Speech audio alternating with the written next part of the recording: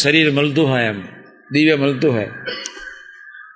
ભગવાન સ્વામિનારાયણ સંકલ્પ પેલું ચતુર્ભુજ સ્વરૂપ કીડીઓને મળે એટલે કેવું શરીર, એ તો દિવ્ય કહેવાય. જેના સંકલ્પે આવું એક દિવ્ય સ્વરૂપ જીવ પ્રાણી માત્રને જો દ્રષ્ટિ પર્યાય મળતો હોય, આ ડોહલાને સંકલ્પ આ દંડવત પ્રાણી શી જરૂર, અને સંકલ્પ ઉઠ્યો. એ તો મહારાજની જ્યાં જ્યાં પ્રસાદીની ધરતી હોય ને ત્યાં સ્વામી દંડવત કરે કરે ને કરે જ પછી ઊભા કર્યા. સ્વામી બે શબ્દ બોલ્યા કે મહારાજની પ્રસાદીની ધરતી આ.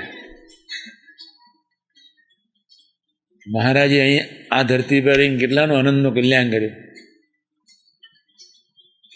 તો આવા પરાત્પર પુરુષોત્તમ નારાયણ એમની પ્રસાદીની ધરતીને આપણે દંડવત ન કરવા જોઈએ, એ બરોબર. અહીં ઉભા રહ્યા, અહીં કીડીઓનો મોક્ષ કર્યો, આ ધરતી પ્રસાદીની કહેવાય. પછી થોડુંક જ ચાલ્યા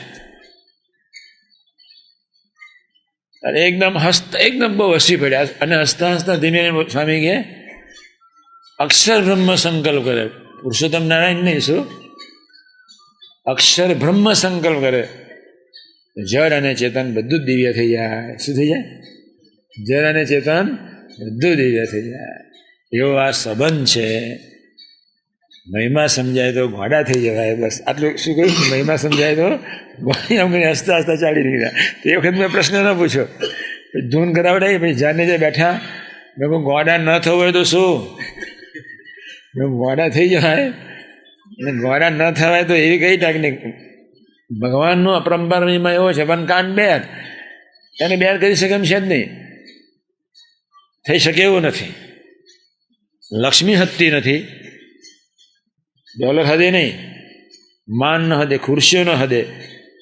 આ તો શક્તિ, એથી આગળ ઓજસ, એથી આગળ સુખ, એથી આગળ આનંદ અનબેરેબલ છે. ચારે વસ્તુ મેં જે ગણાય એ ચારે વસ્તુ અનબેરેબલ છે. એ દિવ્ય છે છતાં અનબેરેબલ છે. અને ત્યાં અક્ષર બ્રહ્મનું શરીર એટલે આપણે પ્રાપ્ત કરવાનું. અક્ષરના સાર્ધમ્યપણાને એટલે પામવાનું. અને અક્ષરના સાર્ધમ્યપણાને પામવા માટે આત્મીયતા બેઝ છે. શું છે? સમજી ગયા તમે? કોઈ આત્મીય બને કે હા, એટલે બાપાનું આવું ભવ્ય સ્વરૂપ. એથી પરાત્પર પુરુષોત્તમ નારાયણ સહજાનંદ સ્વામી એવી કલ્પનાતીત રસગન મૂર્તિ. એ ધરતી પર આપણે મહિમાથી અહોભાવે હું જેવો અનંત બ્રહ્માંડમાં કોઈ ભાગ્યશાળી નથી એવા ભાવથી 30 મિનિટ ત્યાં, બાકીની પદિશના કરતાં અહીં વાતો યાદ કરતાં ધૂન કરવાની. 10 મિનિટ ધૂન કરીને એકાદ પ્રસંગ યાદ કરીએ, 10 મિનિટ ધૂન કરીને એકાદ પ્રસંગ યાદ કરીએ, જેનાથી તમારું મન આત્માથી જુદું પડતું થાય. અભાવ કોણ લેવડાવે? મન. અભાવ કોણ લેવડાવે? બુદ્ધિ. આપણે પેલું પકડી રાખીએ કે આત્મીય થવું જ છે એટલે મન બુદ્ધિ જુદા થાય ને થાય. 100% થાય.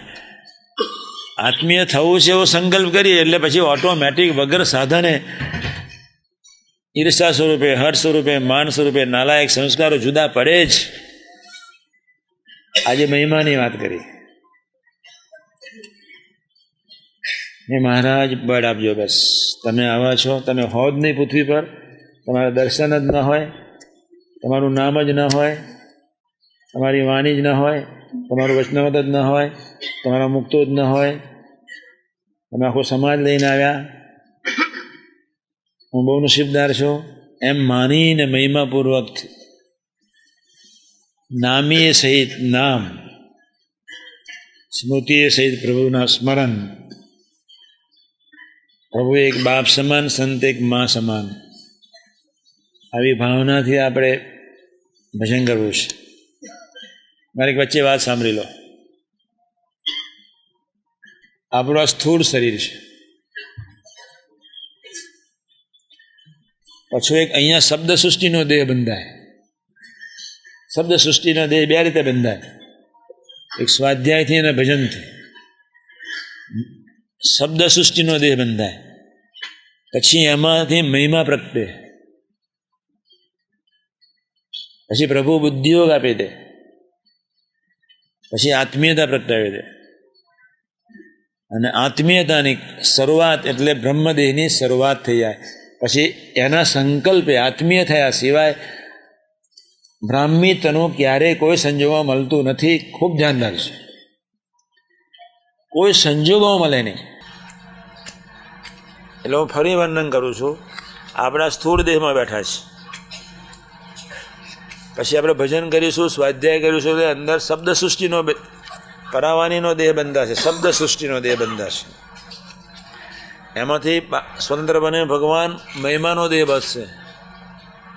પછી આપણને બુદ્ધિયોગ આપશે, અને બુદ્ધિયોગ આપશે એટલે આત્મીયતામાં સ્થિર થઈશું. અને જે દિવસે આપણે આત્મીયતામાં સ્થિર થઈશું તે દિવસે આપણને બ્રહ્મદેવ મફતમાં બક્ષિસ આપી દે. મફતમાં જે અનબેરેબલ છે છતાં એ મફત આપે છે. પણ આપણે પાયો નાખીને આ વખત આત્મીય મહોત્સવ જે આપણે ઉજવ્યો એ પાયો નાખવા માટે ઉજવ્યો છે. અક્ષર બ્રહ્મના એક દિવ્ય સમાજનો પાયો ધરતી ઉપર ભગવાન સ્વામિનારાયણના વખતમાં 4 જ નીકળ્યા, ગુનાદાન સાહેબના વખતમાં 8, ભગતજી મહારાજના વખતમાં કોઈ નહીં, જાગા સ્વામીના વખતમાં કોઈ નહીં, શાસ્ત્રી મહારાજના વખતમાં 4, 2 ગ્રહસ્થ 2 સાધુ, એક પુરુષોત્તમદાસ ખાંડેસી અને મહંત સ્વામી, હવે નારાયણ ચરણદાસ. યોગી મહારાજના વખતમાં એ 4 જેવા, કાકાજી પપ્પાજી 4-5 જ ગણો ને.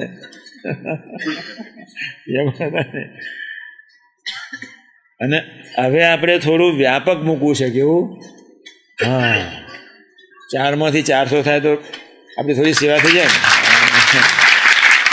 એટલે વ્યાપક સ્વરૂપે આત્મીય મહોત્સવ જે આપણે ઉજવ્યો છે વ્યાપક સ્વરૂપે મૂકવા માટે આ વાત અક્ષર બ્રહ્મની વાત વ્યાપક સ્વરૂપે પસરે. છેલ્લી વાત કહી દો. આત્મીયતા ઇક્વલ ટુ આત્મીયતા પ્રગટે એટલે 3 વસ્તુ રહી જાય: ભૂખ, તરસ, હરખ, શોખ, માન, અપમાન. એટલે આપણે તો કેટલી મોટી યાત્રા કરવાની. હિલેરીને તાનસિંગ એવરેજ સર કર્યું ત્યારે 28 વખત હિલેરી ઉપર જઈને પાછો આવેલો.